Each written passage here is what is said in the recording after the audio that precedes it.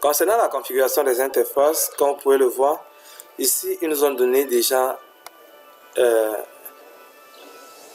ici on nous dit sur le switch 0, créer une association de type RUNC entre le port connecté au routeur et les VLAN. Donc le port connecté au routeur et les VLAN, c'est ça. Donc voici, on aura un VLAN, on aura un autre VLAN et voilà le port qui sera connecté au routeur et les VLAN. Donc déjà pour scinder mon réseau, je vais commencer par me le représenter avec des couleurs. Je vais mettre ici un field. Ok, je vais mettre ici un color. Je vais mettre cercle. Ici, je vais prendre un gris. Voilà. Oui. Et puis par la suite, je vais changer de couleur. Donc, vous pouvez prendre n'importe quelle couleur. Bon, bref, ça dépend de vous. Pour moi, je vais prendre cette couleur. Et là, voilà. Donc, moi, je vais décider d'appeler ici. Je vais décider d'appeler ici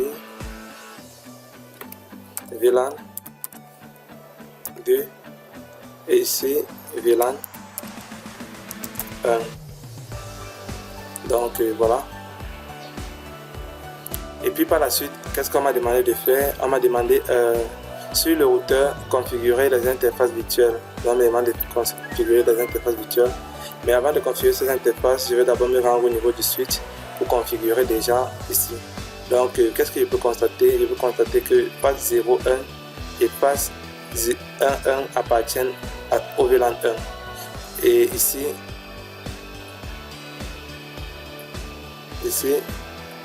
phase 2, 1 et phase 3, 1 appartient au VLAN 2. Donc 0, 1, 2, 3. Donc il y a 0, il y a 1, il y a 2, il y a 3.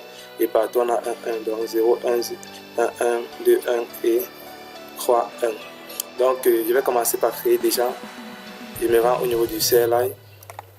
Donc ici, enable config terminal. Ici, je vais taper VLAN 10. Je vais donner le nom VLAN 10. Et puis VLAN 20. Je vais donner le nom VLAN 20. Je peux sortir et ici, je vais me positionner au niveau des interfaces. Phase range. L'intervalle qui part de 0, qui part de 1, 0 à 2. Donc 1, 0, l'intervalle qui part de 1, 0, virgule 1, 2. C'était 0, 1. C'était l'intervalle. Permettez-moi, c'était l'intervalle 0, 1, 0, 2. 0, 1, 1, 1. Ok, donc intervalle 0, 1, 1, 1. Donc ici, nous avons l'intervalle qui part de 0, 1, 1, 1. Et là, nous devons donner le switch port mode access. Et puis, switch port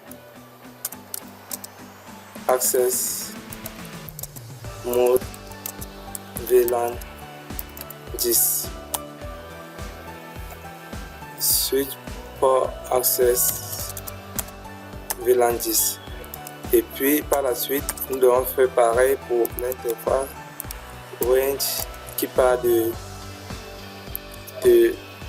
phase 2, 1, phase 3, 1. Donc là, nous devons donner le switch mode access et le switch access VLAN 20. Exit. Ici, do white me. Ok, donc voilà. on nous a dit qu'on devait mettre ceci en crin, en mode crin. Donc, je vais commencer par regarder cette interface. Donc, ici, l'interface, c'est quoi? C'est l'interface 7.1. Donc, 7.1. Alors, ici, qu'est-ce que je vais faire? Interface FAT 7.1. Switch mode crank. Exit. Do right.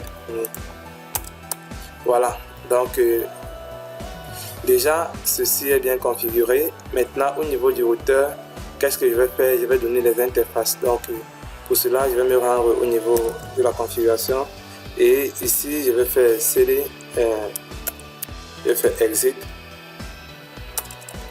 je vais faire interface. Bon, déjà il faudrait que je connaisse quelle interface je dois travailler dessus. C'est l'interface 1.0. Donc l'interface 1.0. Donc pour mon routeur, c'est l'interface FAT 1.0. FAT 1.0 d'abord, et puis no shutdown pour activer la carte. Et puis par la suite maintenant interface, bon il peut remonter FAT 1.0.10 donc pour mon premier VLAN que j'active, et puis par la suite IP address. Je vais d'abord encapsuler dans encapsulation,